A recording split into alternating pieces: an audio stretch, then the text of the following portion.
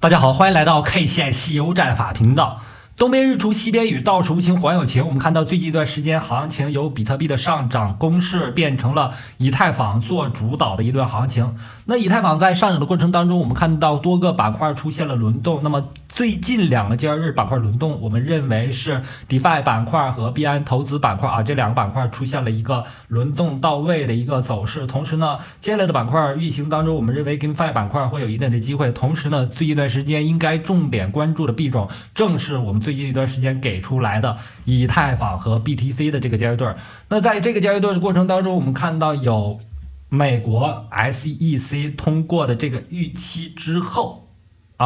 目前走出了一个悟空阳线和紧接着的8阶阳线。时间走到这个位置上，我们看到8阶阳线依旧存在上方呢是有一个 0.056 的压力位，但是它的一个上涨趋势已经成功走了出来。有了悟空阳线之后，走8阶阳线上方是有沙僧阳线组合、唐僧阳线预期的。同时呢，在这个交易对角度上来看，我们把时间级别调到周线级别，可以看到高点 0.088 这个位置在21年12月份出现之后，这个交易对始终处在一个下跌的过程当中。下跌到23年9月份之后出现了跌破，然后下方走出了一个黄金坑。黄金坑走出来之后，随着比特币通过了 ETF， 然后 ETH 在最近一段时间受到 ETF 通过的影响快速上行。从黄金坑走上来之后，慢慢浮出水面，目前处在一个压力位附近。这个压力位呢，我认为这轮行情一定会被突破。同时呢，在周线角度来看，我们也看到了周线级别以太坊和比特币的交易对走出了周线级别的悟空阳线。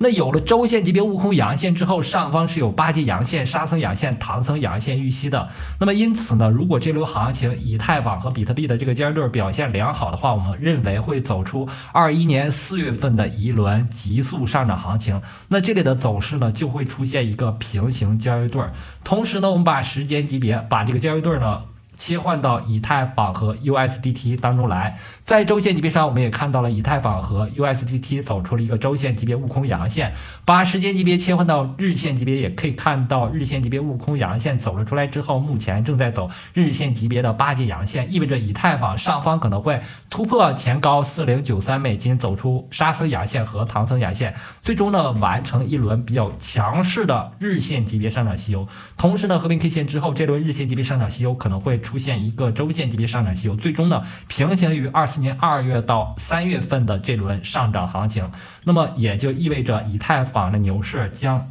随着它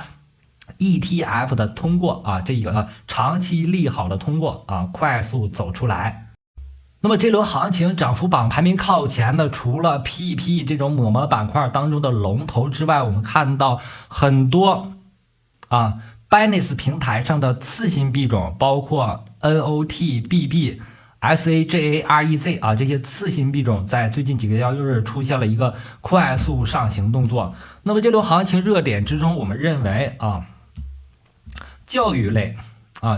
板块有一个热点币种。那么这个币种呢，我们认为是 CZ 在5月1日提出来的。那 CZ 5月1日提出未来的发展方向主要是教育行业，所以呢Binance 平台之中有代表性的教育类的币种，我认为是 EDU。那在 EDU 的行情走势当中，我们在日线级别上看到了悟空阳线、8阶阳线、沙僧阳线。那目前沙僧阳线之后是一组连续的干扰性 K 线，那上方可能就会出现唐僧阳线。同时呢，在这轮走势过程当中，我们看到 EDU 首先它上线 Binance 之后走出了一个下跌的收敛三角，然后方向偏上的收敛三角形，然后快速回落之后，目前重新启动行情。可以看到这轮行情它曾经跌破了日线级别200日均线，跌破日线级别200日均线之后，我们认为 EDU 进入到了一个黄金坑的位置，重新反弹上来之后，目前处在一个前高1.2美金附近。但是这个前高我认为势必在这轮行情当中得以突破，原因是我们认为 CZ 提到的重点板块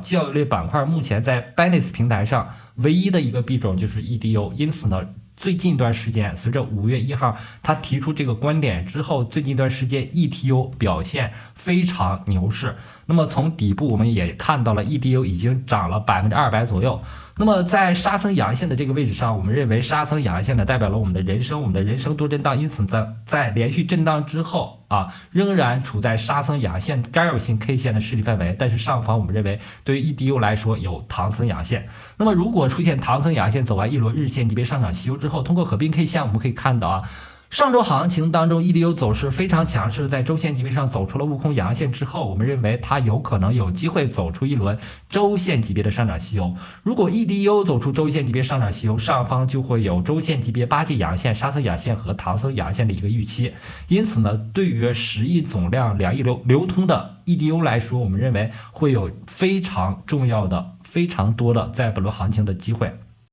同时呢，这个不是空穴来风在通过翻看 Binance 的官方推特之后，我们看到23年的时候 CZ 曾经在非洲办了很多慈善活动，同时呢在非洲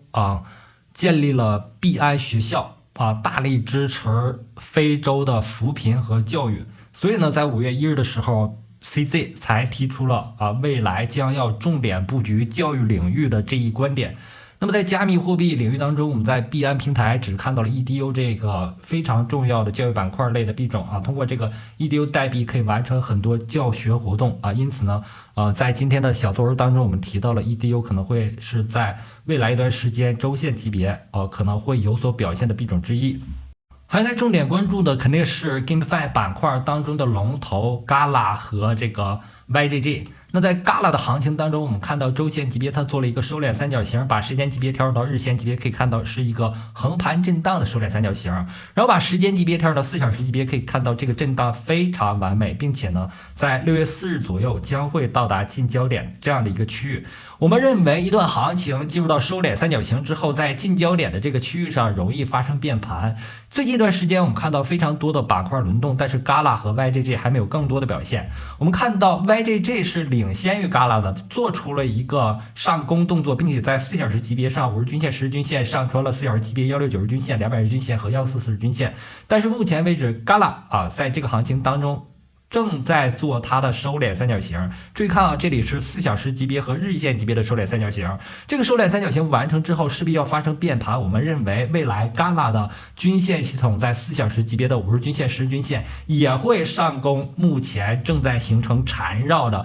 200日均线、144均线、169日均线。因此呢，目前正是布局尚处在低位收敛三角形的一个比较重要的位置和机会所以呢，随着板块轮动，一些币种必然会走出一个很好的表现，这里面包括我们之前提到的会员群在4月初的行情当中提到的 HIGH。 那这个 HIGH 呢，在多个板块当中我们看到处在一个龙头的走势当中。我们前几天行情分析当中也给出了这个位置呢是4小时级别200日均线，是一个非常重要的一个支撑位。目前呢它在形态的走势当中，我们看到了一个上攻的收敛三角形。那这个上攻的收敛三角形由波峰连线和波谷连线构成。这个收敛三角形目前没有办法看到焦点的情况下，它的上攻就没有结束。因此呢，在回踩200日均线附近之后，我们当时就说了，这是一个很好的布局的位置。那么目前已经有了25%以上的利润。那么随着行情的演化，我们认为它有可能最终完成新的一轮周线级别的上涨。